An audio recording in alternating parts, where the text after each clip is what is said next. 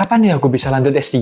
Kelihatannya tuh agak sulit dan cukup ribet ya. Padahal tugas utama aja masih keteteran. Di tengah kesibukan mengajar, rekan dosen pernah nggak tiba-tiba kepikiran soal itu? Impian doktoral atau S3 tuh emang menjadi salah satu tujuan yang paling diimpikan oleh rekan dosen. Niat ada, semangat pun ya muncul, tapi nggak tahu kenapa buat ngelangkah aja tuh kayak nggak berani memulai gitu. Banyak rekan dosen yang sebenarnya tuh punya potensi besar untuk bisa melanjutkan studi doktoralnya, tapi terhenti bukan karena kemampuan ternyata. Kenapa ya? Ya kalau dilihat tuh dari beban, keraguan, sama ketidaksiapannya ternyata. Menarik nih untuk kita kulik ya. Tapi sebelum itu rekan dosen yang baru menonton video ini bisa banget untuk terus support channel ini dengan cukup subscribe agar tidak ketinggalan informasi dan sharing menarik lainnya. Oke, kita lanjut ke faktor utamanya dulu. Kendala umum yang membuat dosen enggan atau belum melanjutkan doktoral. Rekan dosen mungkin relate kalau masalahnya bukan karena nggak mau lanjut studi, tapi seringkali dosen itu terjebak di lingkaran tanggung jawabnya berat banget. Dari ngajar, ngurus administrasi, sampai bimbingan mahasiswa yang bahkan tuh akhir baru nongol, tuh numpuk gitu semuanya. Kalau kita lihat lebih dekat lagi nih, banyak dosen yang sebenarnya tuh punya niat besar buat lanjut doktoral, tapi waktunya nggak pernah bener ada. Beban ngajar yang padat, tugas administrasi kampus, sampai ke kewajiban tridharma yang sering buat rencana studi lanjut tuh terus tertunda. Kalaupun udah mencoba memulai nih, tantangan berikutnya adalah mengatur beban kerja dan studi secara bersamaan yang seringkali berujung pada kelelahan dan tekanan mental. Masalah berikutnya lagi, ya hidup selama studi. Meskipun banyak beasiswa menanggung biaya kuliah penuh, kebutuhan sehari-hari selama studi seringkali jadi beban tambahan yang nggak kecil nih, apalagi bagi dosen dengan tanggungan keluarga. Selain itu lagi, kurangnya dukungan institusional juga jadi masalah klasik. Tidak semua kampus tuh punya kebijakan yang ramah bagi dosen yang sedang studi lanjut. Ada yang masih tetap dituntut ngajar penuh, bahkan saat sedang tugas belajar. Dan yang paling sering luput dibicarakan adalah ketidaksiapan mental. Studi doktoral bukan sekedar akademik, tapi juga mengurus mental karena penuh revisi, kesendirian, dan konsistensi jangka panjang. Tanpa kesiapan mental yang matang, banyak dosen akhirnya tuh memilih untuk menunda dan terus menunda akhirnya. Namun dibalik semua itu, ada hal lain yang sering nggak dibicarakan, yaitu keraguan dan faktor psikologis yang diam-diam menahan langkah untuk melangkah lebih jauh.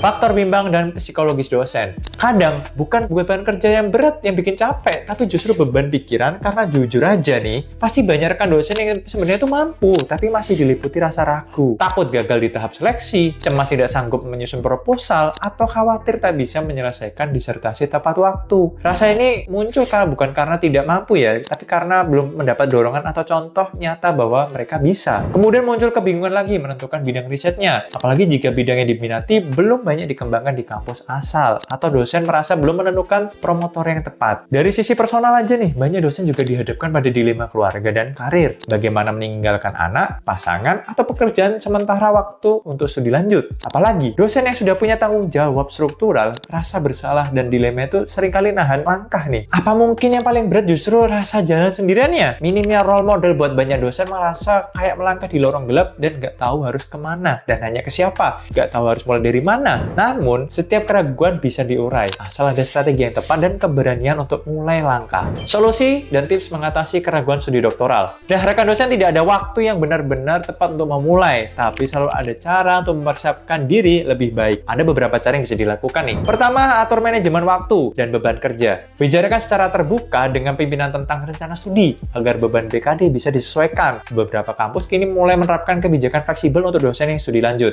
Kedua, optimalkan peluang beasiswa. Selain LPDP dan BPI, banyak beasiswa menyediakan tunjangan hidup dan biaya keluarga. Pelajari detailnya agar tidak salah perhitungan sejak awal. Ketiga, carilah mentor akademik. Dukungan dari senior atau promotor potensial akan membantu membangun arah riset dan motivasi rekan dosen. Ikuti workshop proposal, pelatihan publikasi, atau kelas pengembangan mental akademik. Keempat, tetapkan motivasi riset yang jelas. Tanyakan pada diri sendiri, sebenarnya tuh kenapa aku pengen lanjut S3 ya? Kalau jawabannya kuat, setiap kesulitan akan jadi bagian proses, bukan jadi penghalang. Kelima, aktif membangun jejaring. Rekan dosen bisa bergabung dengan komunitas riset atau grup dosen atau kolaborasi antar universitas. Kadang semangat itu muncul lagi ketika kita dikelilingi orang-orang dengan tujuan yang sama. Dan yang terakhir, coba buat rencana realistis. Tulis timeline pribadi mulai dari persiapan beasiswa, riset awal, sampai ke target publikasi dengan rencana yang jelas. Kita jadi tahu nih langkah apa yang harus kita ambil dulu, kapan harus bergerak, dan gimana harus evaluasi diri. Karena semakin terstruktur perjalanan kita, semakin kecil kemungkinan rasa bimbang menguasai. Kita sudah tahu nih, tantangan pasti ada. Waktu terbatas, finansial yang belum pasti, sampai mental yang kadang naik turun nih kayak mood. Tapi semuanya bisa dilalui asal kita punya strategi yang matang, support system yang kuat, dan tentu niat yang kuat. Karena pada akhirnya S3 itu bukan sekedar gelar di belakang nama ya rekan dosen, tapi tentang tentang bagaimana kita berkembang jadi dosen lebih tajam dalam riset, lebih luas wawasannya, dan lebih besar kontribusinya untuk negeri. Setiap dosen punya waktu untuk bertumbuh, mungkin waktu Anda tuh adalah sekarang. Kalau video ini bermanfaat, jangan lupa untuk klik subscribe dan share ke rekan dosen lainnya. Like dan komen di bawah ini apa yang perlu kita kulik lagi ya seputar karir dan akademik dosen. Sampai jumpa di video selanjutnya.